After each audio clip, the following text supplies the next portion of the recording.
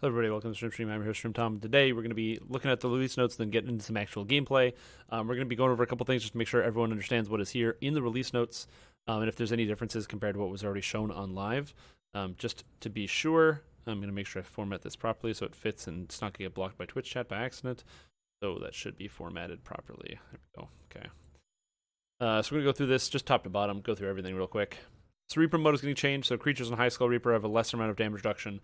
So monsters take more damage in higher Reaper difficulty. This is because basically if you can beat a quest and then get to the boss, you just have to wait. Eventually you will beat that boss, but you have to wait a long time. This is going to make it so it goes faster. As well, monsters are going to take more damage from magic and ranged than they did before because they took less damage originally. Monsters Reaper mode plus 4 to their saves versus spells, which they did not before. Monsters get increased spell pen. So they will penetrate spell resistance much more, which means those gloves or the artifact, the Gauntlets of the Iron Council, no longer make you immune to spells, which they do on elite difficulty. Incorporeality will be reduced in Reaper by the same amount as Blur's displacement. So if you ever wonder why your displacement isn't as good in Reaper, that's why. Charm creatures aren't going to be as good. The defenses of Reapers have gone up because Reapers are garbage and easy to beat. There are new Reapers, some that appear in all difficulties and some that appear in Reaper Skull 6 and above. And Lost Souls will now scale with party size and Reaper Skulls. So if you're soloing, you may not even see any Lost Skulls in an entire quest. Alright, experience. This one's really, really, really complicated. But suffice to say that after some changes, if you checked out the last DDO cast, which I was on, we talked about it a lot. Bravery Streak no longer resets, and instead it's just Bravery bonus. So you don't have to turn it off. If you accidentally run a quest on normal, it doesn't break your streak or anything else like that. So now when you complete a dungeon, on hard, your hard total increased. Your elite, when you complete a dungeon, elite or Reaper, your elite and your hard total will be increased. And bravery bonus will be based on the base XP of the dungeon if you're on elite, even if you're playing on hard. Right now, its bravery bonus is the full bonus 70% of the base XP on elite. We're increasing it to 100%, so players will get more XP the first time they play each quest. And then playing a quest on Reaper Elite will give you the whole bonus. Hard gives you 50%. So basically, it means that there's like a bonus that you get from bravery. It's just changing. It's confusing, but you won't need to notice. The only thing you need to know is that bravery bonus doesn't reset anymore, and it's going to give about the same amount of XP. The daily bonus will be increased for heroic dungeons and epic, so you get more experience for repeating different quests. In order to pay for the above increases, some things are going to be changing. So because XP is going from 50% to 100% extra XP, normal difficulty XP is going down, hard is going down, elite is going down, and Reaper is going down. The idea behind this is to make it so that what you want to do is you want to be running like one quest one time as opposed to repeating a quest multiple times is the idea here. On top of that, there's now going to be an optional objective ransack that doesn't reset over time. So if you do optionals, your optionals will give you less and less XP every time you do them, which means you won't be able to farm Wizard King anymore. However, optional ransack is now going to reset when you epic reincarnate, which means that if you run through epics and you get optional ransack, you can then epic reincarnate and your optional ransack resets, so then you can do the same quests and get good XP, which I think is a good solution. Reaper dungeons use the same over and under level penalties as normal dungeons. So there's no more, if you go into quests 2 levels above on Reaper mode, you don't actually, it's not like a 2 systems where before it was like, oh, if you're the same level, so if a quest is level 2 and you do it at level 2, you get Reaper XP, but if your quest is level 2 and you do it at level 4, you get half XP. Now the Reaper XP is going to use the same penalty as a regular dungeon, so you can run everything at the same bravery bonus. It basically means you get 2 extra levels when you run Reaper mode, which is pretty meaningful for the new hardcore server. Quests have had their XP lowered. 4 quests got nerfed. Do Slayers reset? No, they do not. Slayers don't reset. So Grim and Barret has been reduced in XP. Jungle of Kyber in Heroics. Spies in the House has been lowered. And Litany of the Dead. All of these quests gave horrendous amounts of XP. Except Grim and Barret. I don't know why this is being lowered, but whatever. Quests that have their XP raised by 10 to 20%. Temple of Elemental Evil got 10 to 20%. Newcomers, Black and Blue, and then all of Tethumar, as well as Precious Cargo. So Tethumar, still not worth it to run. So they're changing the XP values of all of these quests. I'm just going to say this right now. This is a very bold prediction. All of these quests, okay, are still at the bottom and are still quests that you shouldn't run.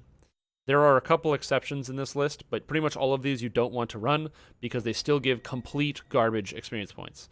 The quest that you could consider, if you can do it quickly, Enter the Kobold, still worth it to run. Bargain of Blood, this is just wrong. It actually gives like some of the best level 7 XP, so this is just mathematically wrong.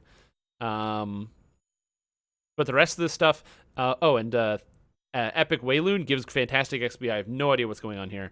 But all the rest of these quests, and you want to do Stormhorns. Stormhorns gives great XP, so I don't know what's going on with this. But the rest of the quests, small problem, all this other crap, it's not going to affect the chart. So if you use the Super XP chart, don't be like, oh my gosh, Tower of Frost gives 5% more XP. Should we run it now? No, you shouldn't. You should not enter the quest Tower of Frost. It's bad. Well, the quest is cool. It gives no XP, so. Like, a lot of these need, like, double XP. Like, Terminal Delirium literally needs 100% more to even be considered running. And, okay. Epic Destinies. So I'm just going to be quickly glancing over the Epic Destinies, see if there's anything different from the stuff we've already looked at before. So Grandmaster of Flowers, a lot of people are going to focus on this thing, Everything is Nothing, which only hits 6 enemies. But then they're going to ignore this, and they're going to ignore this. So, sure. But yeah, so now you can move while using some of your spells, +1 crit multi for 1 AP, which is amazing. You get a new attack, which is cool. You get extra, like, you don't have to be in a stance, so now you can get bonuses from all the passive bonuses. You get extra melee damage from Hail of Blows, which is just good. Dance of Flowers got a bit of a nerf. Running with the Wind is just good. And then all of your key actives actually don't suck. So, I mean, there's still, most of them are not really worth it to use for damage, but their cool effects don't actually reduce your damage output by too much. The bottom line, Grandmaster Flowers is going to be very good to run in as an actual monk, as opposed to being bad in all cases. Legendary Dreadknot, you can now take momentum, swing, and lay waste without feat requirements, which is cool. Lay waste adds trip bonuses to its DCs, but no one uses trip, so it doesn't matter. Because the only class that actually uses trip bonuses or trips things is Artificer, and Artificer uses Sunder, so whoops. Unmovable and Thick-Skinned are no longer action boosts, they're just cooldowns, which is good. Tactical Genius is now this cool thing that gives you +2 to the DCs of a whole bunch of stuff. And I'm really excited to get my hands on. I don't even know if this is going to be good. And they nerfed the helplessness damage. No big deal. Shadow Dancer had a whole bunch of stuff, but basically it's just cleaner. Nothing uses shadow charges anymore, or whatever it was called. Shadow Lance's damage. So Shadow Lance is actually just insane if you play as any divine caster, because this scales off of your divine crit chance. So if you happen to be a light favored soul, you can twist in Shadow Lance, and it has 100% crit chance, and it costs nothing, and it'll do about 20,000 damage. So keep that in mind, and you can do that every 10 seconds. So that's pretty cool. A lot of these spells are just good. Consume is amazing. Shadow Manipulations, whatever. Executioner Strike is amazing. Dark Imbuement's amazing. Yeah, Shadow Dancer got really good. I would not be surprised if Shadow Dancers and Rogues became top tier, or playing Rangers and Shadow Dancer became like #1 DPS. Fear of the Wild. So Fear Made Placid is reduced to 2% chance, no save. Healing skills and melee power, and gain double strike and PR and MR in the state. Would you still use this? No. Unbridled Fury doesn't have a charge anymore. There's a multi-selector, so you get Boulder's Might, where it's an attack. It's just a good attack, really powerful. Devastating Blow is fine. And then you have Strong Swings and Bloodbath. I don't know why the core changes didn't make it in here, or maybe the core changes maybe the cores didn't change. Did the cores really not change? Because it was supposed to be +2 base damage per core to two-handed weapons, but I guess it's not there. 25 melee power, which is neat, and this doubles the Vorpal threat range while you are two-handed fighting, which is totally worthless because Vorpaling doesn't do anything in DDO. So I have no idea what this is on about. Primal Evtar. Spirit charges no longer exist, which is great. And then it gets Evocation and Transmutation DCs now at cores 2, 4, and 6, which is nice. So now you get universal spell power from each core in the tree. Stuff doesn't cost stuff. A bunch of stuff has been fixed so it has less performance issues, which is kind of cool. Avatar of Nature, none of this is really good. Tsunami has a better FX, and that's about it. Primal Avatar is still bad. Don't use Primal Avatar. On the opposite side, Shirati Champion. Wow. Each of the cores get +1 to hit and damage with ranged weapons. That's insane. Now it grants 10 range power instead of 4. That's insane. Everything scales with range power. That's pure madness.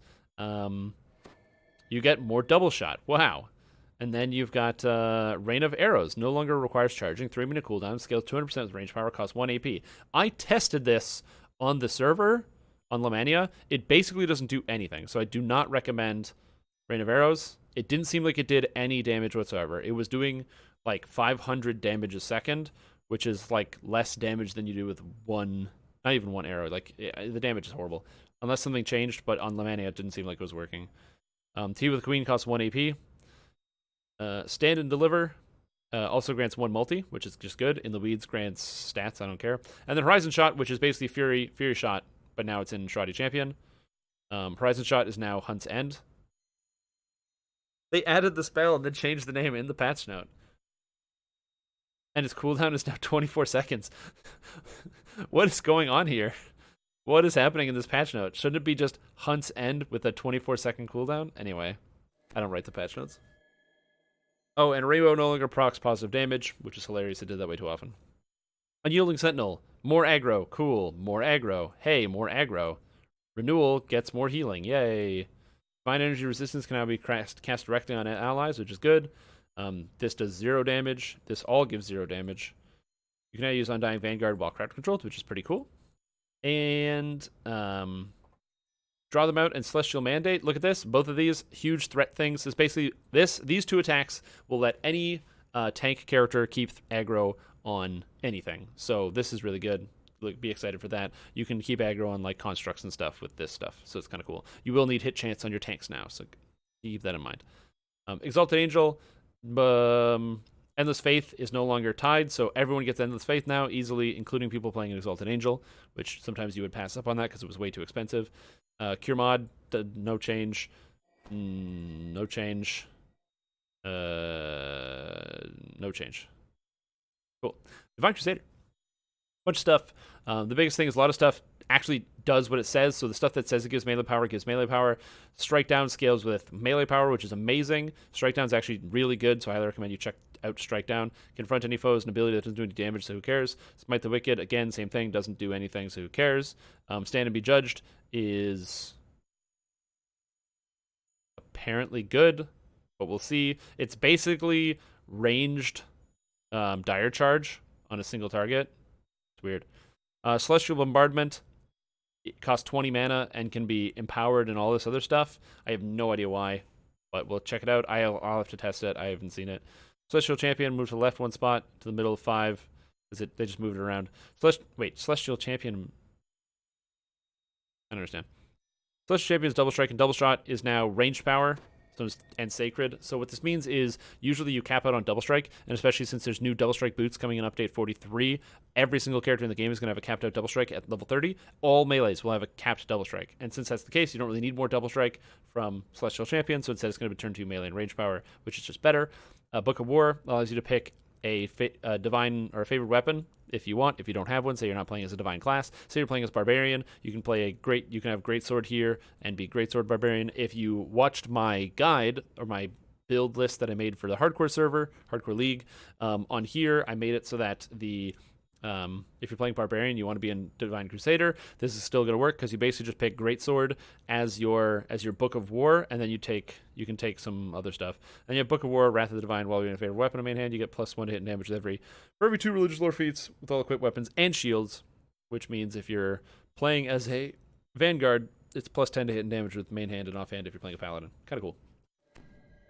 Magister, +1 spell DCs to all core. Wow. +1 to all spell DCs for each core. Wow, that's amazing. Something that doesn't matter.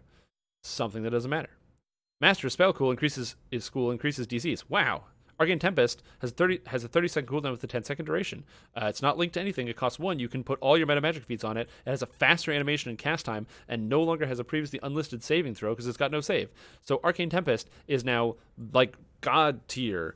It's basically, I'm trying to think of the best way to describe it, but this does more damage than Ruin now, and you get it out of Magister, and it's AoE. It's AoE Ruin. Sorry, AoE Greater Ruin. Not bad. It's pretty good. Remove the saving throw from Arcane Tempest. That's literally what it says here. Man, Arcane Spell Surge now has a 1-minute cooldown, which is amazing. It doesn't cast any faster, though, so you got to really think about when you want to use it.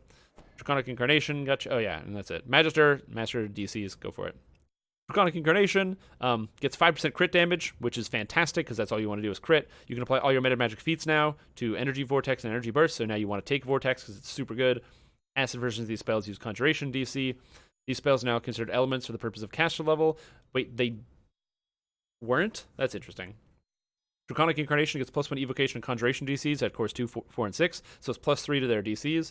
And now your Energy Burst and Vortex actually use DCs in their calculation, which is pretty cool. On Lemania, the breath spells, the way that it was working was that these spells showed that their DC, like, they displayed that they were using the DC calculations, or sorry, they didn't display that they were using the DC calculations, but they were. And Dragon Breath, breath attacks were saying that they were when they weren't, so hopefully that'll be fixed. Breath doesn't use a charge. Dragon Breath is a 25-second cooldown. This is basically, Dragon Breath is amazing. You're going to do an insane amount of damage with the Sorcerer. I might have to revisit Sorcerer again for the 3rd time because of how powerful it is. Energy Vortex has gone down in cost, so you're always going to take it along with Dragon Hunger, or Draconic Hunger. Fearsome Vulnerability doesn't need to be charged, but I don't know if this is good or not. It's interesting. Draconic Hunger is so strong, it basically means that you are always going to have... you are pretty much always going to have spell points during boss fights because you'll get temporary spell points all the time. Because while you have Draconic Fury active, there's a 10% chance that you will get, whenever you cast a spell, 70 temporary spell points. So very, very good. You're going to be constantly refilling your spell points with this. Instead of Longsword and all your favorite weapon bonuses and War Priest will work with it? Yes, that is exactly how it works. Warhawks. And then Black Dragon Breath is a concentration spell. Fatesinger got completely rewritten. The best way I can describe this is it's now really, really, really good. So you don't suffer arcane spell failure, which means you can now wear heavy plate on bards if you happen to have some fighter levels. Some of your spells grant defensive bonuses, which is kind of cool. You get +1 to style stats and saves. The effect of bard levels is actually not true. It's just extra song duration. This does not affect anything that scales with bard level for its DC, like all your freezes. So that doesn't work. So this is a misstatement here. It's probably going to say that in the game, but just be aware that's not how it works. Here we got, so instead there's the Harmonic Chords. Each chord is going to give you bonuses on all your songs, so you have bonus hit and damage and saves. This is going to become a tier 1 twist, by the way. This is a tier 1 twist for +3 to hit and damage with all weapons. Very good. Pretty much all melees will use this because of how powerful that is. What else is going on here? Dirge does something. I don't know. A lot of stuff is still bad. This is mostly bad. Actually, everything here is bad, except Bound Fate has been moved lower, and Grim Fate. So you're going to take Bound and Grim Fate because everything else here is bad. Most of the stuff is bad. So before there was the hymns, or like, what are they called? What are they actually called in game here? Let me just look at it. I don't even know. These things? The Echoes of the Ancestors. Now instead of the Echoes of the Ancestors, they're hymns, so you can buff yourself with it or somebody else, and each one you take, you can buff with it. The problem is, this is 2, this is 2, this is 2, and this is 2. So you can spend 8 points to get 4 buffs, all of which aren't really that great, so you probably won't take any. The only example is you might take the Martial Hymn, because it's very powerful, but other than that, the rest of them you're literally just going to leave and not touch. Also, more buffs because you get more amp. Amp. What else is there? 4th Harmonic Chord, bad. You probably shouldn't take that. You could, but I wouldn't. Then you have the 5th chord, which is amazing. It adds it to your Inspire Courage, +1 to spell DCs, tactics, and spell resistance and True Seeing. This means that every single person that's nearby you gets True Seeing all the time. So anytime there's a displaced creature or something, everyone has True Seeing and actually have to cast the spell. So really, really powerful. Then you can get a free meta magic, Eschew, Extend, or Enlarge. And then over here, you can get another free meta magic, Quicken, Embolden, and Intensify. So it's either cast your spells fast or +2 to all DCs. You wouldn't take Intensify because that's just bad by comparison to the other two and how powerful these are. The only reason you would take Intensify is if you already have Quicken and Embolden turned on all the time and you don't have Intensify yet. But these two would be better. Charisma now stacks with Inspire Excellence. I have no idea what this means. Yeah, Turn of the Tide works. It has a cooldown of 3 minutes and the damage applies to bosses, so it's actually good. Okay, generic stuff that's not changing. Swords to Plowshares is a new feat where it basically gives you +1 to the critical threat range of quarterstaves, commas, and sickles. It requires +4 base attack bonus, so it's exactly the same thing as the Feat Knight's Training, except it's for quarterstaffs, combat, and sickles. Yes, I will be playing a quarterstaff build soon, so we'll be going through that. Thief Acrobat gets it for free, which is great. Right there. How good is that? You get it as for free as a Thief Acrobat. Still worse than Henshin, but you get it. Threat generation. So now Stalwart Defender is 150, Sacred Defender is 150, and you get 450% bonus threat from each of the individual trees, as well as having even more threat in other places. So basically, you get a lot of threat in from Fighter and Paladin now. So you can basically, as long as you can melee, you can hold aggro over anything. It means you can now take a more engaging role in tank combat. There's also caps on how many hit points you get from Reaper mode. So my character is like 10 zillion points in Reaper. So this means that below level 5, you only get 50 extra health. So my character, instead of running around with 400 health, will have like about 200, which is still pretty good for a level 5 character, but it's not 400. So you have to think about it a little more. So with Reaper mode getting harder and these health caps coming in, it's going to impact Reaper mode a little bit and how people run it. New Epic Pass Lives, one for each sphere. Arcane gives you magic resistance rating. Divine gives you amp per pass life, so it's 15 amp. So 9 magic resistance rating, 15 amp. Martial is +6 to tactics and +3 to assassinate. And Primal is +6 to attack. And if you're two-handed fighting, +6 to damage. By the way, this one's really good. You'll probably want to farm out. If I was to pick an order, Primal first, and then maybe consider Arcane or the other ones. But Primal, if you're going to play any type of two-handed build, this gives you +6 damage at level 1, which is really, really good. Palemaster also got entirely reworked. I'm going to try to go through this as quickly as possible. But basically, for each core, you get some stats. It's good. For core 2, or like at the second core, you get to pick a form. You can pick one of 4 of the forms. They're all split up. So you can be a zombie, vampire, wraith, or lich. Vampire, wraith, and lich all get intelligence. So they get plus to DCs. The zombie does not. Zombie attacks slower but does more damage. And also zombie gets constitution. Vampire can heal you sometimes when you hit guys. Wraith gives you incorporeality and feather falling, and Lich gives you negative amp, spell power, and magic resistance rating, so you become tankier.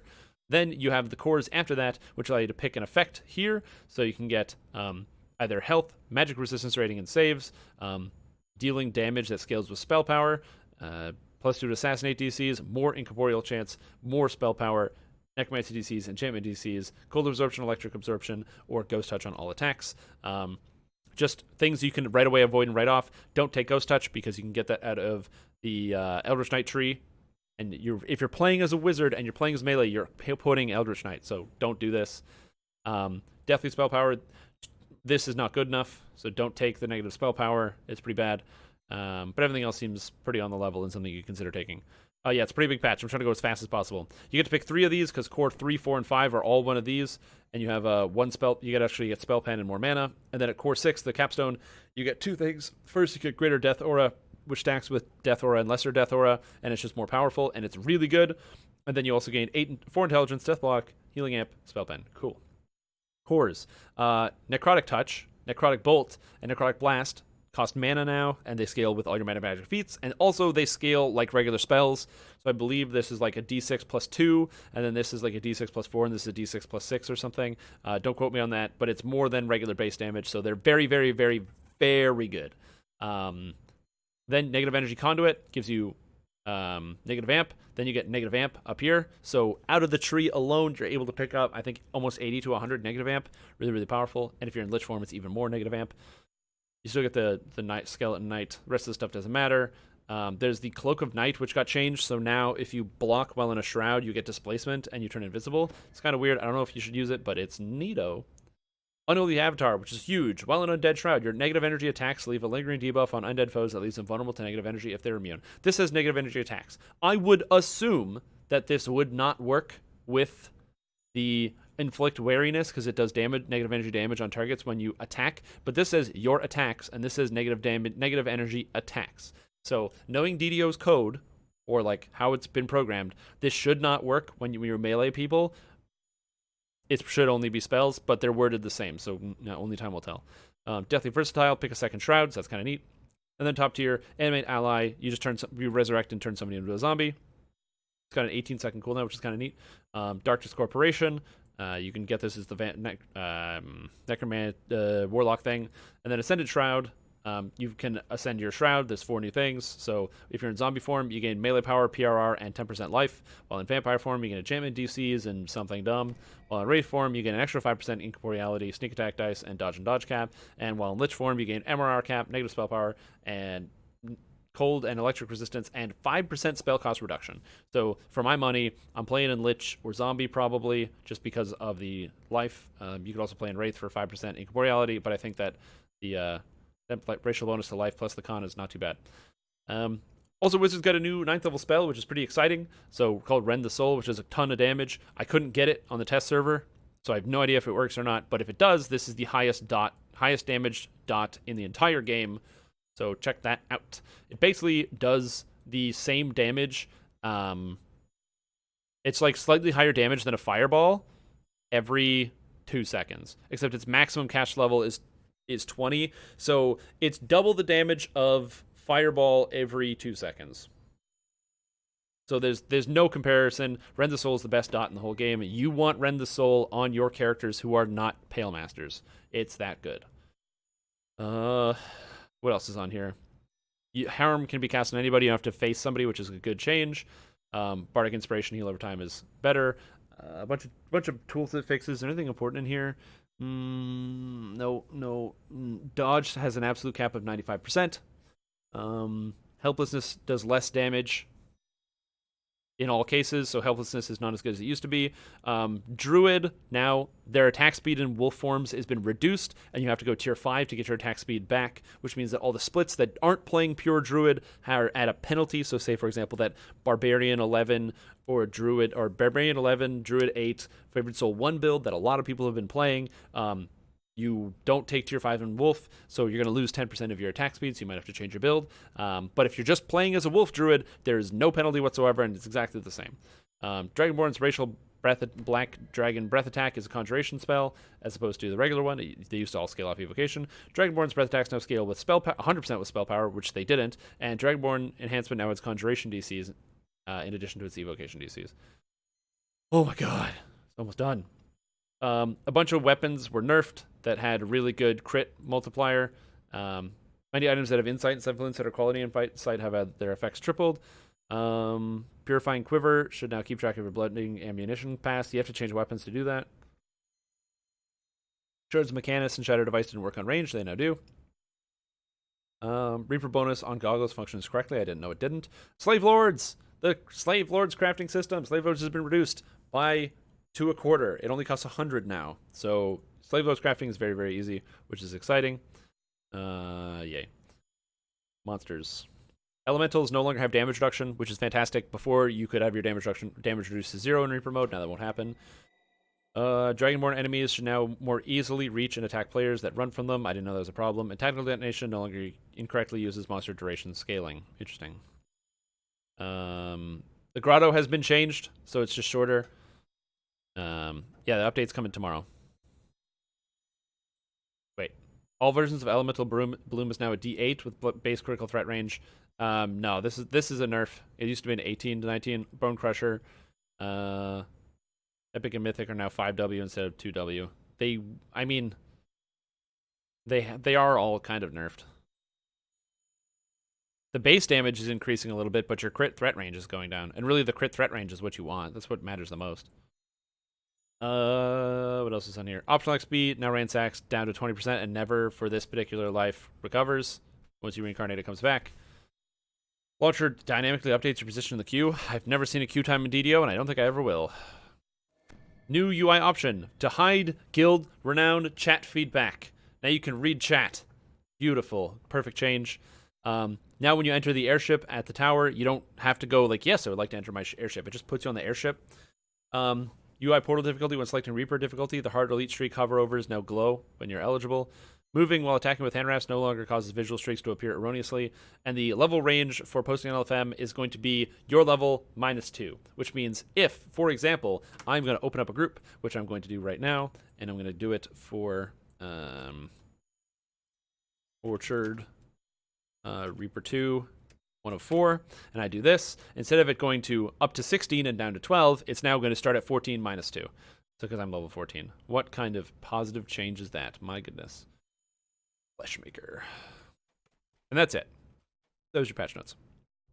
How cool is that?